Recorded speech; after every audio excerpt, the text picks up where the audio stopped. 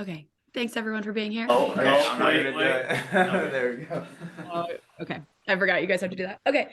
So this is if you're looking at our screen here, we have Sean on the left. He's our project manager. He's been with us for a couple of years now.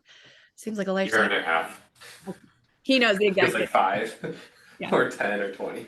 And then we have Joe, who's our account manager, also been with us for how long, Joe?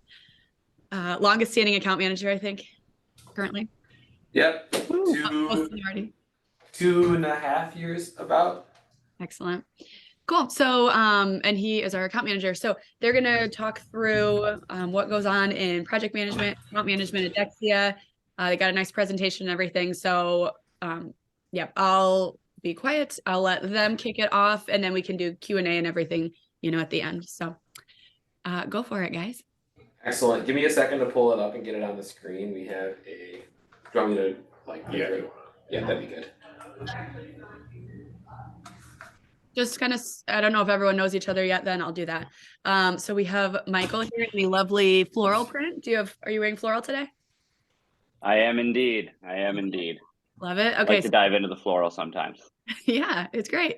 So Michael is our newest account manager. He's based out of Portland. Are you in the office today? Looks like. I am. Yeah. I had a couple of earlier meetings, so I just got in, but yes. Cool. Excellent. All right. And then we've got Brady, top left there. Brady is our business development executive, currently physically in Traverse City, based out of the Grand Rapids office.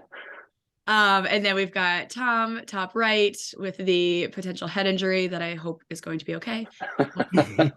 Also business development executive based out of Portland. And then we have Erica, our web development intern, a little bit in the digital space, a little bit just running the show. And then we have Andre, account management intern. We have Jack, our content intern, and Canton, our strategy intern, all with us today. Okay. Was that enough time, Joe? Yes, I have it. Okay.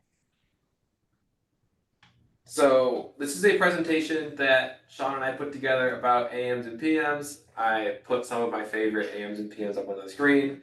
No offense to all of our new AMs and PMs that are coming on board. It's okay, you guys will join this page soon. Also, fun fact, I was messing around with a lot of transitions and stuff for this presentation.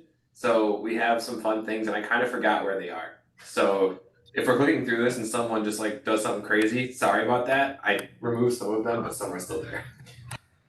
Okay, so what do we do? We want to walk you guys through kind of the process of what AMs and PMs actually do at DEKSIA.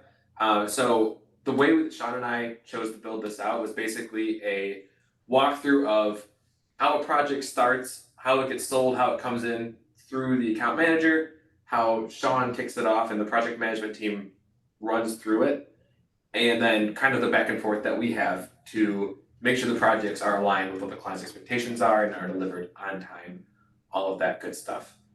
I think it's best if we save questions for the end. Are you okay with that, Sean? Yeah, probably. I think we have a slide at the end for any questions. So if you have them, just take notes and we'll answer them all at the end.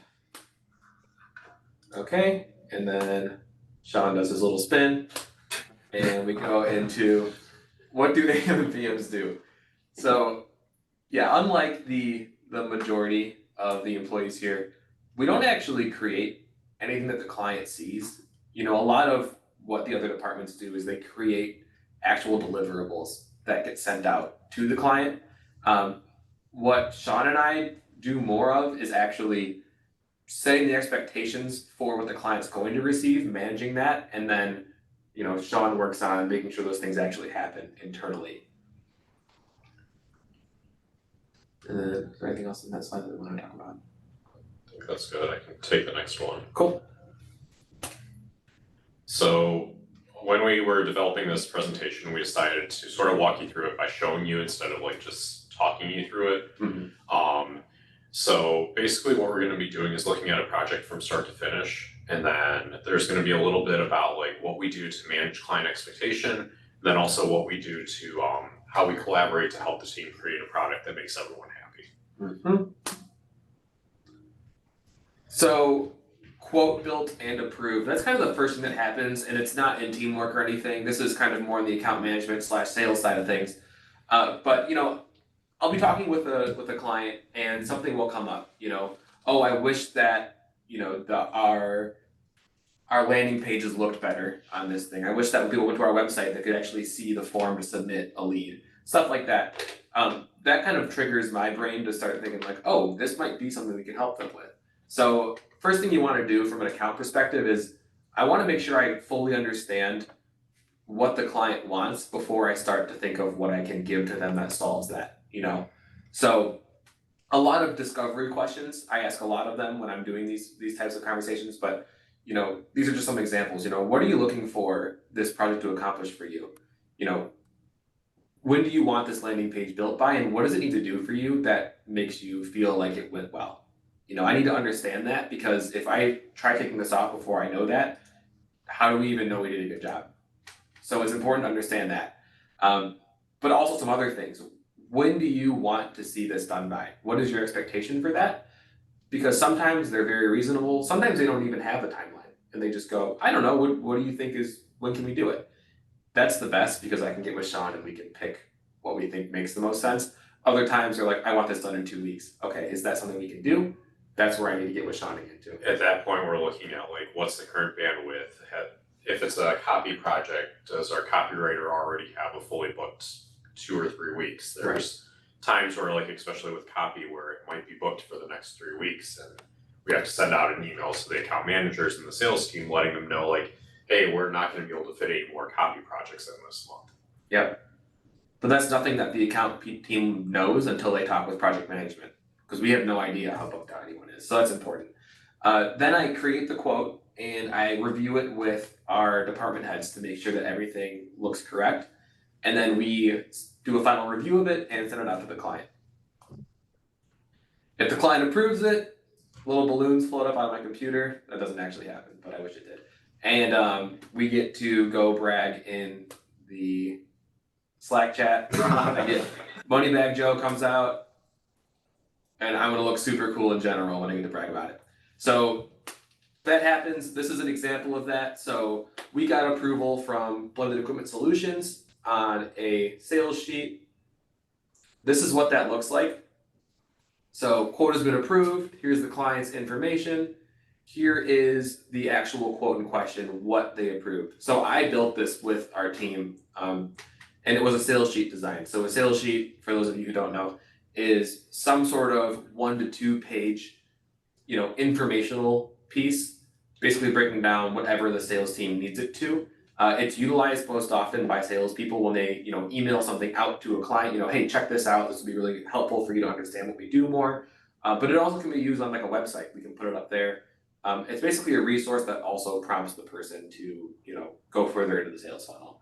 So our client asked for one of those. We put together the scope on that and they approved it. And this is what Sean really needs to make all the things happen in teamwork. That plus my expectations that I get from the client. So that happens. Yeah, so when we're actually getting the project kicked off, so this is at the point where we have the quote approved by the client, and then what we'll do a lot of the time is sync up sort of on what's going to be delivered. Most of the time it's pretty clear in the quote or with the information that the account manager provides, but part of the PM's job is then to go in, look everything over and say like, hey, do we have all the information we need or not yet? Can we actually set this up and assign it to the right people? Another big question that a lot of the time is before this part, as Joe mentioned, but like basically establishing when we can deliver it. Yeah. That's a big part of it. And then looking at like what we'll need from the client to make it happen. So like, for example, if we're doing a sales sheet, sometimes the client is going to send us some resources they already have that we just sort of need to combine. But a lot of the time what will happen is we'll know a broad topic or sort of the topic that they'd like to do, Yeah. but we'll need to do like a discovery meeting for it with our copywriter or with our designer to make sure that we are aligned with the client on it. And a lot of that, and we have great AMs for this, is setting the expectations with the client for the project. They're very good at like sort of just saying like, hey, this is I think around when we can get it done. And then also just setting up the expectations so that like when we're offering a sales sheet, it's what the client's expecting that it's going to be. Yeah. Sort of going through that process a little bit. Once the client approves it, Joe or the AM will email the PM, so either Rashad or myself, and then we'll take a look through it, It'll go in the burn sheet, which tracks basically our finances every month, like how many projects we have in each month. We'll launch the project in teamwork. And then this is the point where if it's something that we've done before or that we do quite often, we'll actually have a template built out where all we have to do is set the dates and set the people for it. If it's something a little bit different that we haven't done before or that we really need to customize, we'll actually build out the tasks all sort of a unique one. But even with the custom ones, a lot of it is just basing it on prior projects and prior knowledge of what worked in past ones and what we need to make sure we're including. And then once we have the template, we're putting it on the proper team members. So looking at bandwidth, saying like if, for example, one of our digital specialists is very busy, we'll probably try and put it on a different one. Same with like design. If Shelly is really busy, we'll see if Catherine has time for it. Oh, what was that? Oh, that's Chelsea. That scared me. So it gets into teamwork, and let's say, in this example, the sales sheet gets built out by the team. Sean schedules it out on design, on copy to write the whole thing up. Then this sales sheet is what the actual thing that was created in this case was. So this is the actual deliverable that we gave to the client from this, gain control over your concrete production. And then here's what I was talking about. It's a breakdown of the equipment they do, what they do, and then contact us, give us a call. This is because when I was talking with the client what they wanted, they were like, all these people don't really understand what we do or what we even have as an option. And so we were talking about it, and I was like, well, why don't you just send them to your website? And they're like, they're not going to read that. It's too much work. We need to send them like a simple thing. And that's where this whole thing came up. And this is what was created out of that. So this is from an account management perspective, this is the next time I really touch the project, right? I kicked the whole thing off with Sean. I set the expectations. I put in the creator tactical brief what the thing needs to do to make the client happy. And then I kind of just go back off into my email and I disappear for the next however long. Then at some point, this comes back and it's now back on the account management side of things. I have to read this through the lens of the expectation that I set with my client. So is this going to accomplish what we agreed upon with them? Yes or no? Why or why not? If yes, that's awesome. That means I can pretty much send this up to the client. Hey, check this out. I want to get your feedback. If it's a no, where did we miss? And I have to go back to the team and say, hey, I have some revisions here before this can go out. So that's how this whole thing breaks down. Going back to presentation, I email out the draft for the client if everything goes well. Here's an example of what that looks like. It's just an email. It's nothing too fancy, but just chatting with them. One interesting thing about client discussions is, I'm speaking on behalf of the agency, so I'm building value in what we're delivering, stuff like that. And then here's a response. I made this up. This is not a real client. He does not look like this. But yeah, we were just chatting about random stuff, and this is very common feedback we'll see from clients. It's decent. It's not great. Kind of vague. More discovery needs to happen here. So from an account management perspective, I could copy these 4 bullet points and just hand them to Sean and say, good luck, have the team figure out what this means. But You would be getting a Slack call pretty quickly if you tried that. Yeah, I would be getting a Slack call. And yeah, so instead, we need to look at these and figure out what does this actually mean to the client? How can I get this put into teamwork and get this accomplished in a way that makes the client happy? And part of that might be clarifying questions, Like, we don't always have to tell our clients, yes, sounds good, we'll get right on that. Because if I don't understand what they're asking me, that's a completely valid thing to get back to them with of, hey, phone number's wrong. What is the correct phone number for you here? What you don't like the word portable. What else could we put in there instead? How about insert my suggestion here? A lot of this back and forth happens on the account and client side before a lot of the creative team even sees this. With my goal being able to deliver an actual tangible list of things to change that can be handled by them. So I think I'll say the first part of this and I'll hand it off to you. I clean up the revisions after some, clarifying questions, and then I send them on to Sean to actually implement, with the team. So these are just some examples of what their feedback could be, and after some clarifying discussions, what it actually would turn into. These are the things that your team, all of the internal teams would actually see through Sean. So I'll kind of let you talk through how that changes. Yeah, so a lot of the time, with the templates, we have the revisions already built into them. So for example, like once they go to the AM, there'll be copy revisions, there'll be design revisions. And we have those in a specific order because typically like copy will need to come before design. There are also other times where if it's like a digital project where we may need to include like another mock-up. And what we've done over time is we've built in those revision tasks to the most common areas that they're at. So fortunately, most of the time we don't actually need to do task list updates. We'll just have the AM adding in like, hey, here's the client feedback for copy, here's the client feedback for design. Where the PMs typically will come in is if it's something where it's changing a little bit the scope, or if we're sort of having to go back and make some major changes or like add in another discovery meeting. But for the most part, the nice thing with revisions is that we have everything built in.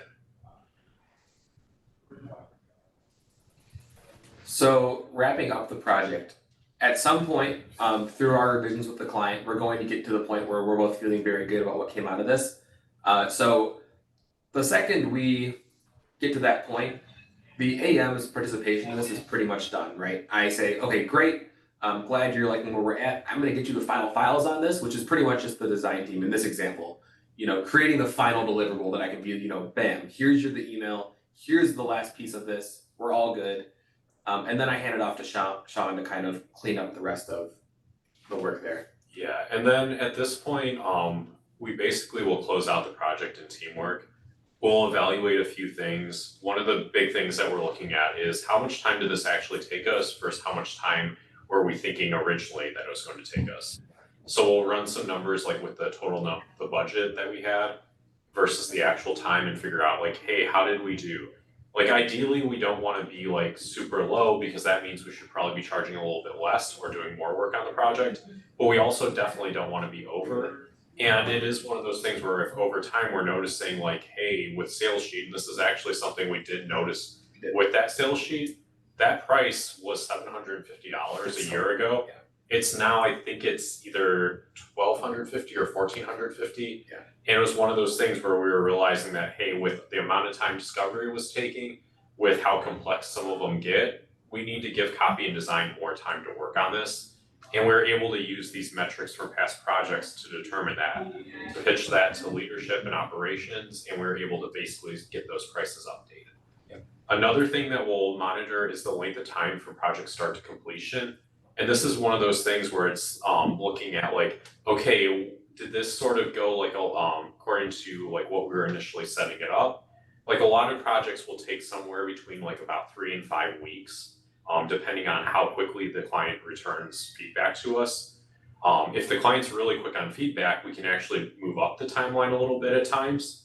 But if they're delaying it, we've had projects that are, Joe, we just actually closed out a couple of projects for one of your clients where it had been since the start of the year, they're like, we'll get back to you, we'll get back to you. And we finally closed them out and said, hey, if the client gets back to us, we'll reopen them. Yeah. But that's the type of thing that we're sort of monitoring and sort of seeing like, hey, are there any trends that we can identify for what made this take a little bit longer? Then yeah, a lot of it, as mentioned already, is just using the data to improve the accuracy in the future. So like, do we need to raise prices? Do we potentially need to lower prices a little bit on a project? And then it also lets us sort of just look at like, hey, when we scheduled this, what can we learn from that? What went wrong? That's almost like one of those things where like, did we need more time for revisions? Did we need more time for the initial creation? And then at the end, what we'll do is archive the project, which at that point, it's no longer active in teamwork. We can still reference it, but no one can comment on it. No one can like add new tasks or anything like that. We're considering it closed and resolved. So that is the overarching, that's how we work things through a project. There's some other things that we do outside of this. So Sean and I kind of went through this, saw how much of our work fit into what we just talked you guys through. And then obviously there's more stuff too. So we listed that here, and I'll just talk through my points really quickly, and then Sean can do his, and that is kind of where we'll kind of move on to the question segment of this if you guys have any. So first thing, pulse meetings.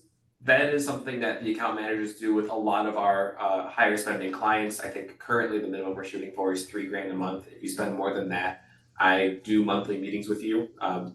So that's an important one because we sit down with our clients and we talk through how things have been going. We talk about upcoming opportunities. That's where a lot of these, new projects come from. When you guys see wins in the general chat, a lot of the time it's from me talking with one of my clients, and they bring something up. It comes as an opportunity, and then next thing we know, we're talking about scope of work behind that, all that fun stuff.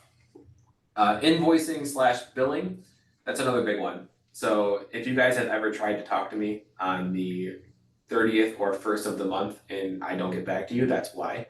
I'm locked in a room trying to figure out what the appropriate amount of money to bill each of our clients is to make sure that their expectations for what they're going to be billed aligns with what we delivered them this past month. That's a super important thing. When my clients get a bill for $8,000, I need to be pretty sure they're expecting a bill for $8,000.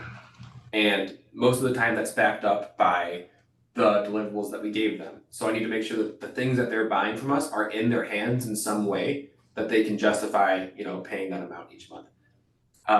I also follow up to make sure those invoices are getting paid. That's a huge thing. We have a partnership with each of our clients, and part of that partnership is making sure that they're staying up to date on their billing.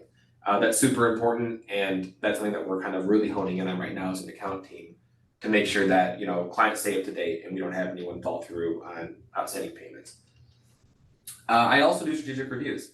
So this is an overarching thing more, but when we're doing month over month work with our clients, it's very easy to get kind of just sucked into we're doing the project, everything's rolling fine. But you do have to ask yourself, from a critical thinking standpoint, is what we're doing for the client this month still accomplishing their goal? And two things can really happen there to throw things off.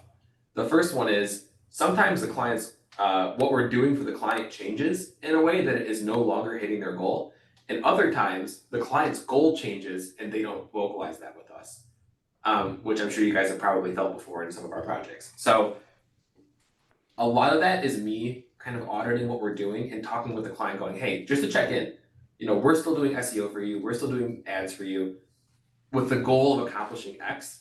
Does that still line up with what you want?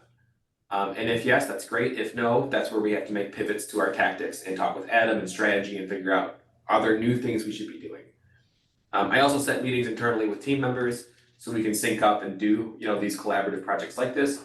And then in bold, manage client expectations. That's basically what my job is, you guys, honestly. That's that. If you would just put 3 words on what I actually do, it's this in every different way.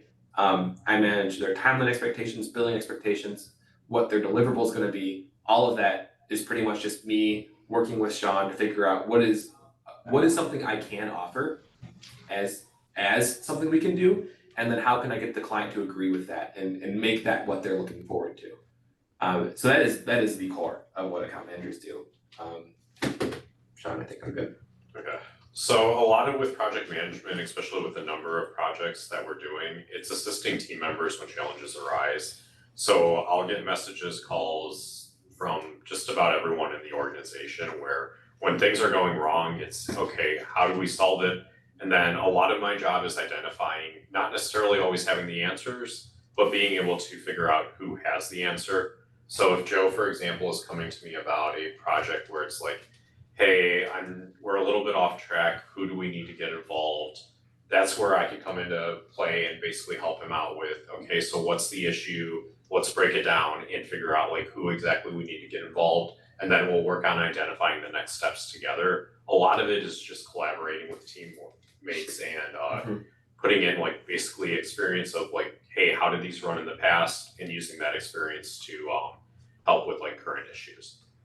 There's a lot of like reviewing projects and then updating statuses. So we're trying to basically have current statuses on projects so that if we're trying to at a glance look at like, hey, where are we at with all of this client's projects? We're trying to have it at the where we can basically just pull up a quick filtered view and see, okay, these projects are here. It takes a lot of time, but it's one of those things where it does let us look at a glance at like where we're at. Then building out and updating task list templates. We touched on this a little bit with the kickoff, but a lot of my work is looking at like the templates that we have. And when a team member comes through, like Adam, for example, had an update that he wanted made to the strategic onboarding template this morning. So as I take a look at the template, I look at, okay, is this request going to like break anything else in the template? Is it going to cause us to like sort of go out of scope on the projects like this? And then it's also a lot of involving other people. So for example, if someone's requesting a change, but it's going to impact the account managers, or it's going to impact other departments, it's coordinating with everyone to make sure that we're on the same page and that we're not sort of doing things isolated. And then also on that is creating custom task lists for unique deliverables. So a lot of the time with, especially some of the larger clients, we're doing design projects that we normally wouldn't, where, for example, there's been some where we're just designing a page and they're actually doing the development for it. That's something that we don't normally do. Like normally we'd be doing the development as well. So it's figuring out, okay, what does just design look like? Especially like, what do we need to include in this? Like what sort of quality assurance do we need to include in this if we're not actually doing the dev work? Because normally we would be catching a lot of the issues and stuff as we're developing it and we'd be resolving them there. But in like this situation, since we're not doing the dev, we need to make sure everything's taken care of at the start. Cool. Question time. So there's no such thing as a bad question, unless we already answered it and you weren't paying attention, and then don't ask that one. So I'm gonna stop sharing. We're here, we're a resource. What do you guys have? Any questions from us or for us at all?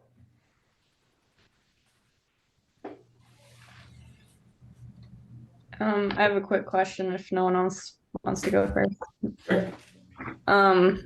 I guess this has been, I feel like I've talked to both of you like more than anyone the past few weeks, so it's good to be able to like meet you in person and ask Good to you meet you. in human form. But there's a few things that I catch, and it's a lot of this is probably in part to like I haven't coded a lot of these websites or seen them at all until now. But if there's like a teeny tiny little thing that I noticed that I'm like, oh man, this would take me like 45 seconds to fix and it would be so much better, whether it be like an alignment thing or and then I asked Simon at one point too about like small typos, because I know that's probably not even our department. But like how big of a project requires like a task and a quote and all that whole process to happen versus like when it just sounds really nice to just make a little fix, if that makes sense. I feel like we're gonna have two different answers to this question. I think I'm actually going to for this one. So normally I would say it's a little bit of a question that you would be asking your department head. So this is definitely a conversation that if you haven't already, I would have with Josh, where it's sort of like getting his perspective on it since you are his direct report right now. For the minor changes, I'll let Joe sort of talk a little bit on that. What I would say though is if it's something that's more than like a minute or two, like it might be starting to get to the point where like, hey, we probably need to check with the client before we're doing this. And then it might also be something where it's billable work at that point that we would need to be breaking into a separate project.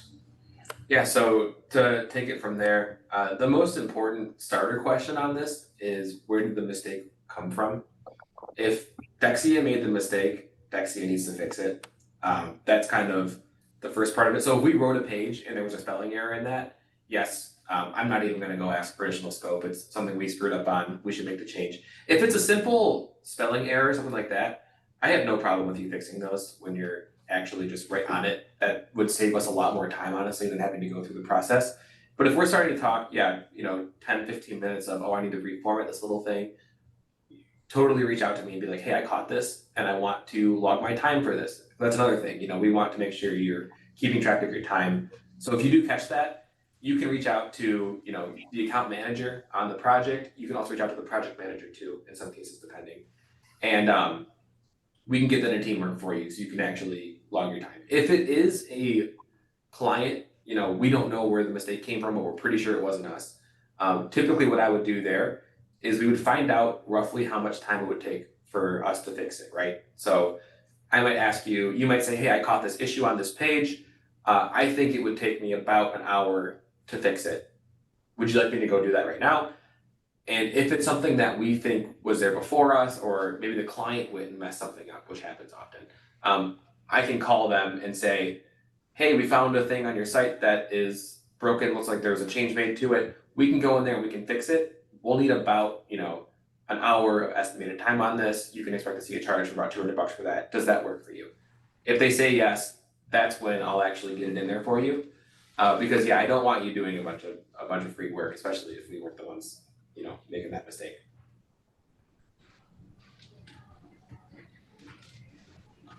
Cool. Any other questions? Yeah, I guess so. On that account that was lagging that ended up getting closed out, I assume there was some kind of a follow-up cadence still going on with that. What did that kind of look like for you? Yeah, lagging in project or lagging in like payments on something? Well, actually, that was going to be another one, but the project was going to be the one where they kind of stopped following up with you. Things were a little bit on hold for them. Yeah. Yeah. It depends on at what point in the project we're at. Typically, a couple of my projects, we've finished it and sent it out to the client and said, hey, we need your feedback on this. And they've dragged their feet. If that's the case, it's pretty rare reach out. I mean, you have the thing, it's up to you to send me your feedback. So I'll check in every month, say, hey, you have any thoughts on this yet? Are you still looking at it? If it's something that, we're in the middle of, that we still have active deliverable, like we're still looking to build more time to it to finish the project, then my reach out cadence is a lot stricter. So, I'm calling them saying, and the other thing is I need them to make a decision from an account perspective.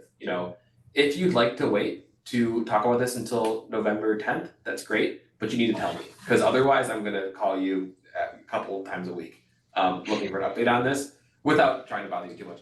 And so that just happened with me.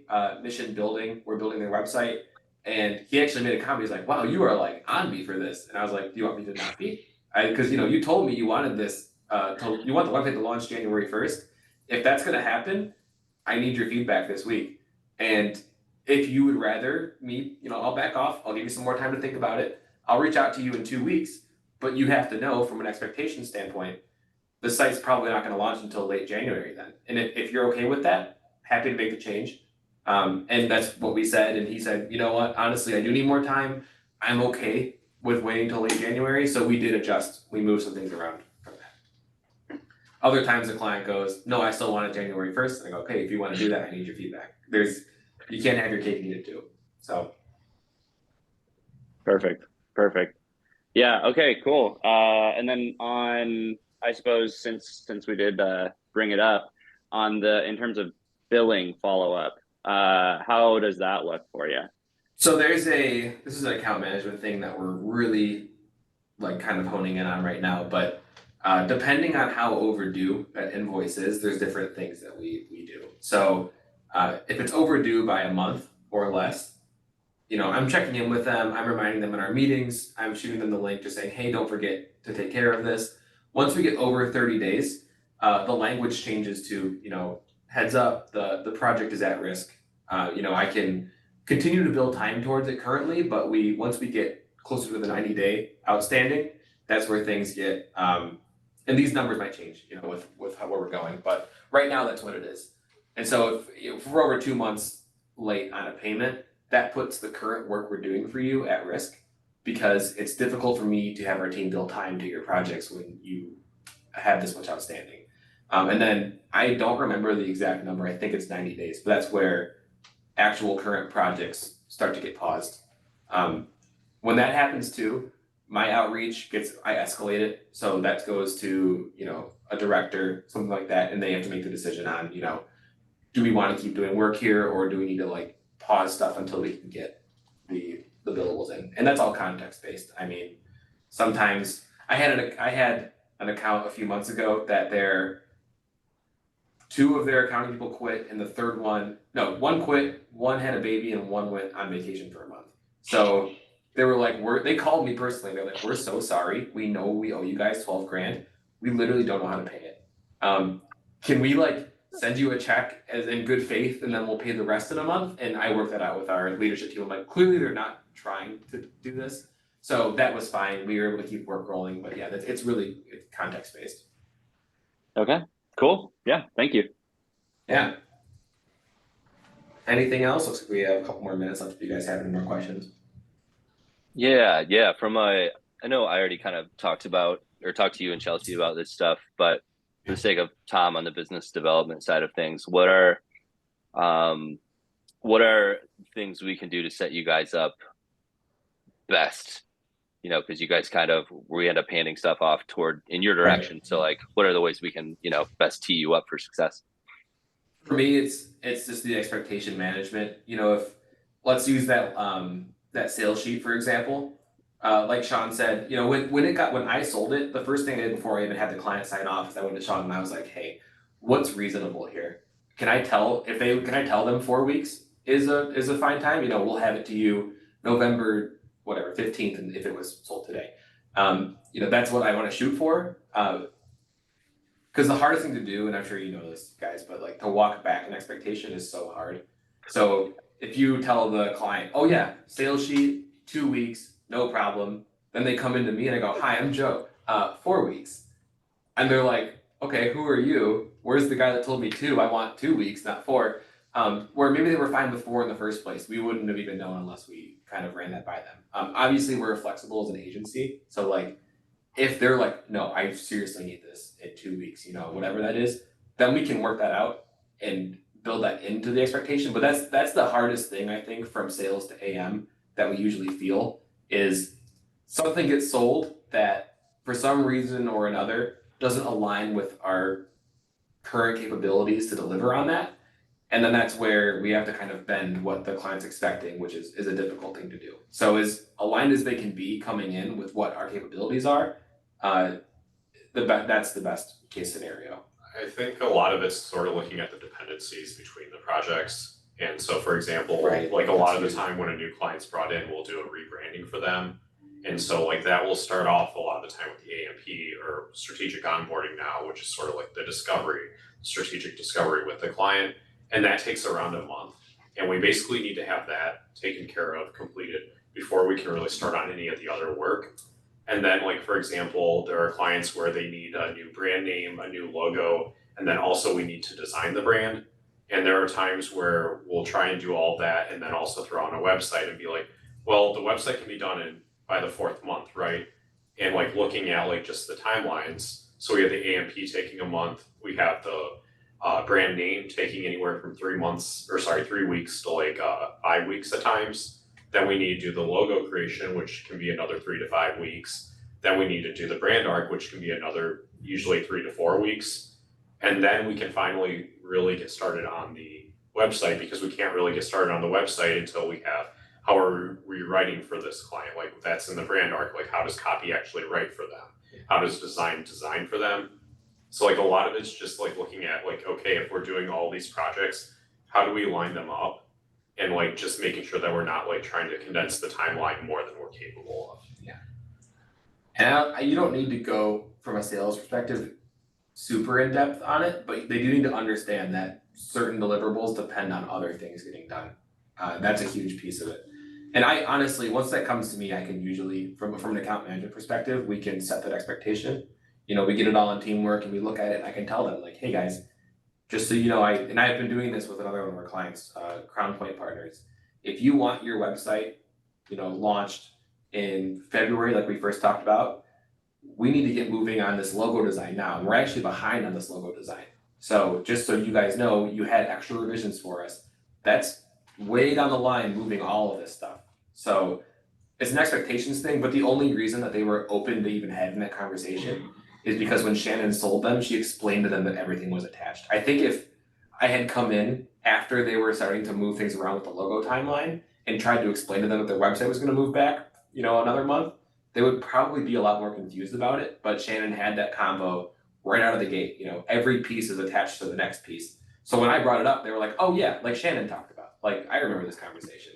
And then I got to just, be be like, right, she said it, now I'm reminding you, here's all of it. And they actually like thanked me for like being so transparent on like how all that moves. But it would have been a very different conversation in my opinion if they didn't understand that flow. So yeah, that's definitely an important one too. So with all that being said, at what point in the conversation is it, and I'm sure that there's different points, but is it best to bring a account manager in like for a new prospect or a new client project? So that's an interesting one. It depends on what, like the official answer, right, is like when it's signed, then like we come in and we start to move on some stuff. Because an account manager isn't assigned to anything until the scope gets approved and may become an actual client. That's kind of where things flip from sales to AM, is right after that actual signed quote. That being said, we're resources for you guys. So if you're trying to sell something, and you can ask Shannon about this, she does this all the time. She'll Slack me and be like, have we ever done this before? And I'll be like, sure. She's like, what were the things we needed to know before we even got into it? And then I'll be like, oh, yeah, we needed to know this, this, and that. That was super important. And then that informs her sales things. I don't really know what she does with that information, but I give it to her. So if you're ever in one of those sales conversations and you're like, shoot, this client's asking for all this stuff, am I missing anything? Like, I would much prefer you ask me, hey, we're trying to sell this thing. I've asked all these questions. Am I missing anything here and other things we might need to execute on this? Because maybe the account team knows something that we've dealt with before that will be like, oh, hey, yeah, this is important for you to know. Like, make sure they have, if we're going to be doing Facebook advertising, make sure to ask them if they have a Facebook account that they're already advertising on, stuff like that. Random things that are kind of institutional knowledge. We want to communicate back and forth with you guys so that the client's as prepped as possible to kind of have us take things over for them. I would also say, like, whenever there's like a project where the client wants it immediately, it would be a pretty good time to reach out to myself, because we might not even have the bandwidth to work on it this month. So that's one of those things where, for example, like if we're trying to like do a creative project and they're like, hey, I want this banner design in the next 2 weeks. If we're already full on web projects that they're working on or something like that, we may be able to do some adjustment, but we may not be able to. So a lot of it would be, and then also when we're like starting new clients with like the strategic onboarding process with Adam, we can only do so many of those a month because they take up a lot of his time. So it's sort of coordinating and figuring out like, hey, are we able to start this right now? Or is Adam too busy to like try and start another one and we're gonna need to push it out a couple of weeks? So like if you guys are having bandwidth questions, definitely reach out and I can help you out with them. Awesome. But that's normally with stuff that's like an accelerated timeline. Yeah. Like usually if it's one of those things where the client's a little bit flexible, we can work it in where we can. But if it's ever an accelerated timeline, it's definitely a good idea to reach out. And as far as timelines, is that something that we will just kind of learn in the situation, or is there like a resource that kind of gives us an idea of what those expected timelines and lead times are? So as we're selling these projects or lining them up, we can set realistic expectations for both our clients and for you guys. I think I know that our operations team has been doing a lot of work to overhaul all of our current scopes of work. And part of that, to my understanding, is putting in, assumed timeline expectations. So sales sheet, we assume that we can get something for you to review within 4 weeks of the signed scope of work. It's just an example. I kind of made that up. I don't know if that's the right date, but that stuff is typically in those quotes. And then, but yeah, if they're asking for something in the next couple of weeks, that should be a flag for you guys to check with us or check with Sean to see if that's something we can do. I mean, and you'll get used to it as you sell stuff and you're like, oh, this kind of stuff we can usually ramp up in 2 weeks. This takes longer. But also, yeah, we're a resource for that. And there is important note for salespeople's. I mean, anything, if people want it immediately, it's painful, but we can flex depending on if they're open to paying rush fees, stuff like that. If it's not an immediate no that, oh, sorry, we're full. We can usually find a way to do it pending whatever scope increase is necessary to make that happen. Yeah, I imagine if it's a spendy client that might be worth a lot down the road, it's probably worthwhile to put a little hustling up front, etc. Right. Like our funnel's even full, though- but if you have a big project, can we put it in here and push some stuff? Yeah. Depending on the value of it, yes. It just depends. Okay. Well, and as If far it's as a- all the DEKSIA offerings, are those all done in-house, or is anything outsourced where we have to rely on lead times from outside sources? Currently web would be the main one where we don't have, we have Erica helping out a lot with some of the projects, but we don't currently have a developer, and that's one of the things that we're working on hiring right now is a full-time developer. So right now we're going through like a contractor out in Portland actually, and then a local company in Grand Rapids that does web development. So that would be one of the main things. For like miscellaneous requests right now, it's a little bit more of a lead time, but I think for most of the projects, like the in-house developer we have in Grand Rapids, or the developer we have in Grand Rapids is pretty good. Yeah.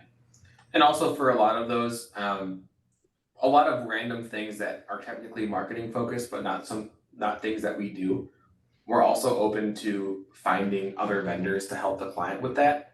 So, an example of that is one of my clients came to me and said, hey, I want you guys to design a trade show booth for me. It's gonna be 20 by 20. The booth design is probably gonna be like $12K. So I was like, okay, yeah, we can help you with that. But we don't actually build booths. So how do we design a booth design if we don't know what that booth is shaped like, how it looks? So we pulled on some connections through our leadership team and found a recommended vendor that actually builds the booths, and we teamed up with them. But that was an expectation thing I had to set out of the gate, where I was like, hey client, heads up, we would recommend working with insert company here. I'm going to manage that relationship for you, but you're gonna be working with an outside vendor with us on this. Obviously I take full responsibility for however they act, so that's the thing. And then hopefully they're a good vendor. If not, then we have to find a new one. But they were good. They helped us kind of work through what the build was gonna be, and then the goal was to design it out for them so we can get a cool design for their trade show. So that's just an example. There's some stuff that we don't do in-house, but most of the time we're pretty open about discussing that with the client. Cool. And then, sorry, last question. So, with us being in Q4, a lot of companies building their budgets for 2023, do you find that you guys get a little bit more jammed up heading into Q1, or how does that fluctuate throughout a normal calendar year as far as like lead time fluctuations? Good question. We definitely, a lot of our smaller companies don't run off of that annual budget kind of thing. So a lot of those ones under like 10 million a year in revenue kind of just run with whatever the active plan is that we have going for them. But yeah, a lot of those larger accounts that we're running into are starting to talk more in terms of, our annual budget's coming up. We need to make sure that we have all of our tactics set and approved so we can actually assign the budget to them for next year. And yeah, I'm starting to feel that a little bit more recently, Tom, is like as we get into it. These next few months I've been having a couple different conversations with clients that are like, hey, I have 60K and we need to figure out what our tactics are going to be for that, or else I lose the budget, like going into next year. So Historically, a lot of like Chelsea's clients would be a little bit more like that, where it was in like November, December that we were like working on the tactics, and then they'd all start in January. So we definitely feel at the very start of the year, like a lot of the time we are trying to get more things through in January, February than we sometimes are in other months. So there is definitely like the start of the year is usually pretty busy. Yeah. Cool. Thank you. Mm-hmm. Anything else? Cool. That was great, Okay. guys. Thank you. Thanks. Everybody have a good day. See ya. Thanks Bye, for guys.